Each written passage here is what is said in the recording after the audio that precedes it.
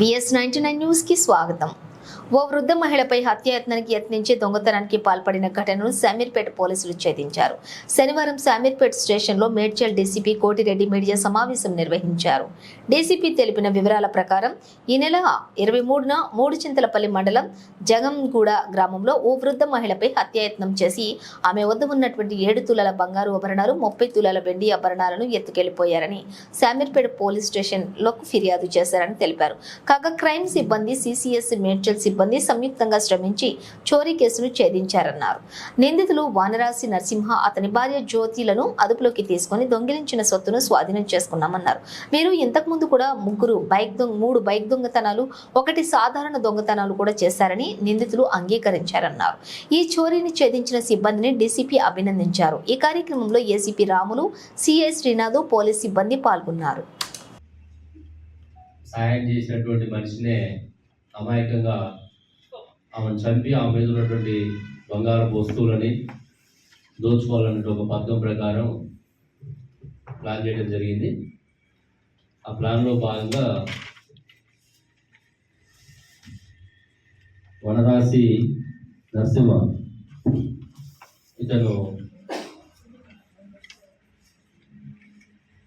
అంటే వేగబాండుగా తిరుగుతూ phenyl, acid, బాత్రూంలో వాడేటువంటి ఫినాయిల్, యాసిడ్ అమ్ముతూ అని చెప్పేసి ఊరు తిరుగుతూ వ్యాపారం చేస్తున్నారు.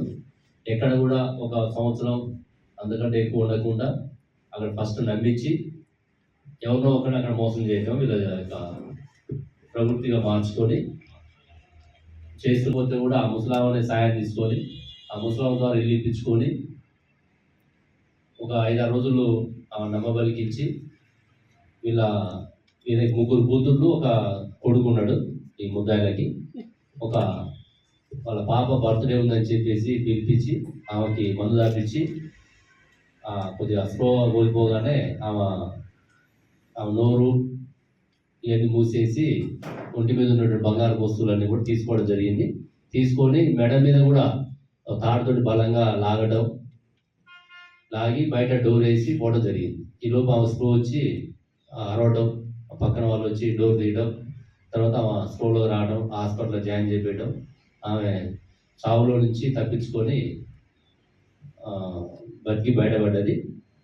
అంటే ఇంత కిరాతకంగా ఆమె నమ్మించి సుమారు 75 సంవత్సరాలు ఉన్న వృద్ధ మహిళని నమ్మించి ఇల్లు ఇప్పించిన ఆమెಗೆ ఇబ్బంది కలిగించినటువంటి ఈ వనరాశి నరసింహ, ఆయన భార్య వనరాశి జ్యోతి, వీరిద్దరిని కూడా ఈరోజు వాళ్ళని అదుపులోకి తీసుకొని వాళ్ళ దగ్గర నుంచి ప్రాపర్టీ 5 తులాల బంగారం గొలుసు, 2 ఉంగరాలు, 4 జతల చెవి కమ్మలు, 30 తులాల వెండి, 3 సెల్ ఫోన్లు, మొత్తం ఇక్కడ ఈ నేరమే కాకుండా గతంలో కూడా మనకి మిడ్జిల్, నాగర్ కర్నూలు జిల్లా మిడ్జిల్లో అక్కడ ఒక బైక్ దొంగతనం చేయడం జరిగింది. అదేవిధంగా మెదక్లో పనిచేస్తూ కూడా అక్కడ ఒక బైక్ దొంగతనం చేయడం జరిగింది. తర్వాత మొత్తం ఇంకో దగ్గర వెండి వస్తువులు దొంగిలించడం జరిగింది. మొత్తం ఈ కేసు కాకుండా ఇంకా 4 కేసుల్లో వీళ్ళు నేరస్తులు. 4 ప్లస్ ఇది ఒకటి 5 కేసులలో వీళ్ళని రిమాండ్ చేయడం జరుగుతున్నది. ఇందులో గుడ్ వర్క్ చేసినటువంటి మన Shamirpet DI detective inspector Gangadhar, మరి వారి యొక్క అదేవిధంగా సిసిఎస్ మేడ్చల్ నరసింహ వాళ్ళు, తర్వాత అదేవిధంగా శామీర్పేట ఇన్స్పెక్టర్ శ్రీనాథ్, అదేవిధంగా ACP Ramulu, DCP crimes Narasimha, entire వీళ్ళ యొక్క క్రైమ్ టీం అందరూ కూడా ఇందులో బాగా పనిచేశారు. వితిన్ 4-5 డేస్లోనే ఈ యొక్క కేసుని డిటెక్ట్ చేయడం జరిగింది. దాంతోపాటు టోటల్ ప్రాపర్టీని కూడా రికవర్ చేయడం జరిగింది. ఈ మధ్యకాలంలో శామీర్పేటలో మీరు చూసినారు, మనకి ఇక్కడ అలియాబాద్ చౌరస్తాలో టెంపుల్ దొంగతనం కానీ, కృష్ణా జ్యువెలరీస్లో కానీ ఈ కేసు కానీ వితిన్ నో టైం, వితిన్ 2 రోజులు, 3 రోజులు, 4 రోజుల వ్యవధిలోనే డిటెక్ట్ చేయడం జరిగింది. ఇది సీసీ కెమెరాల సహకారము, టెక్నికల్ సపోర్టు, హ్యూమన్ ఇంటెలిజెన్సీ అన్నింటినీ కూడా చేసుకొని దీన్ని డిటెక్ట్ చేయడం జరిగింది.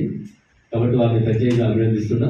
ఇట్లాంటి నేరస్తులకి శిక్ష పడకపోతే కూడా వీళ్ళు బయట తిరిగినా కూడా ఇక చాలా మందికి సమాజానికి హాని కలిగిస్తారు. కాబట్టి ప్రజలు కూడా ఎవరైనా కొత్త వ్యక్తులు వచ్చినప్పుడు మేము పదే పదే చెప్తున్నాం, మీడియా వాళ్ళు కూడా చెప్తున్నారు, కొత్త వ్యక్తులు వచ్చినప్పుడు ఆ గ్రామంలో కొద్దిగా వారి యొక్క ప్రీవియస్ చరిత్రను కూడా తెలుసుకోవాలి.